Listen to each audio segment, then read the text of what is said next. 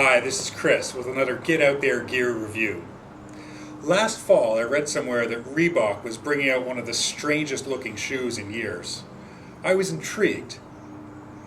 And when the DMX Sky was released earlier this year, I thought, now here's something different that Get Out There needs to review. So here goes. Reebok is probably better known in Canada for their hockey and cross-training products. But as they try to get a bigger piece of the running market, they've taken a typically Reebok bold step with the DMX Sky. From the top, you might notice the cool color scheme, but it's when you turn the shoe over that you see what all the attention is about. These 3 rows of bubbles are designed to create a moving stream of air for what Reebok calls ridiculous cushioning. More on that in a moment. But first, let's look at some other features that might be overlooked, but are just as important for your running experience. The mesh upper and thin midfoot caging are lightweight and breathable, with enough support. The synthetic suede and mesh tongue is very comfortable, with a little bit of padding to prevent pinching or soreness from the laces. The bubble design on the upper is definitely eye-catching, and I had a few people compliment the DMX Skies for their looks. The design is low-cut for added mobility. It took me a few runs to figure out just how tight to lace up to prevent a little bit of slippage in the heel, but the range of motion through the ankle is great with no rubbing on my ankle bones. But the key technological innovation of the DMX Sky is obviously the unique outsole. 27 carbon rubber bubbles that are convex instead of the typical flat lugs on many other shoes give the DMX its distinctive look. They're designed a little bit like one of these agility balls, able to absorb force from all different angles and not throwing you off your stride.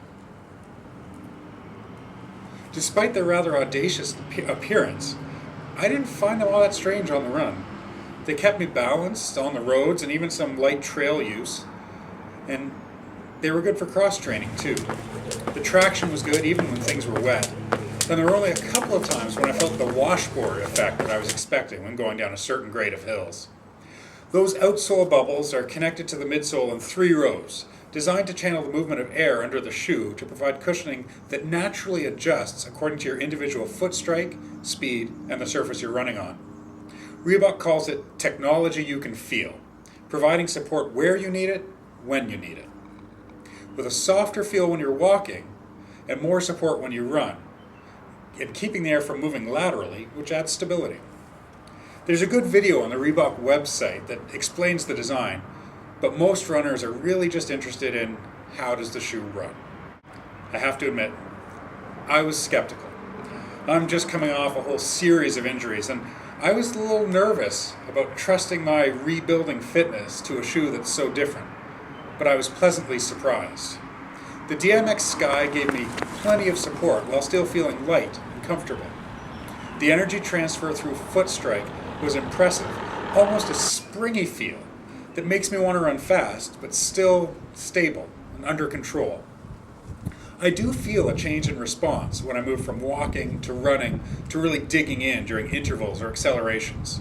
Now, it may be just because I'm anticipating it, but it is a cool feature.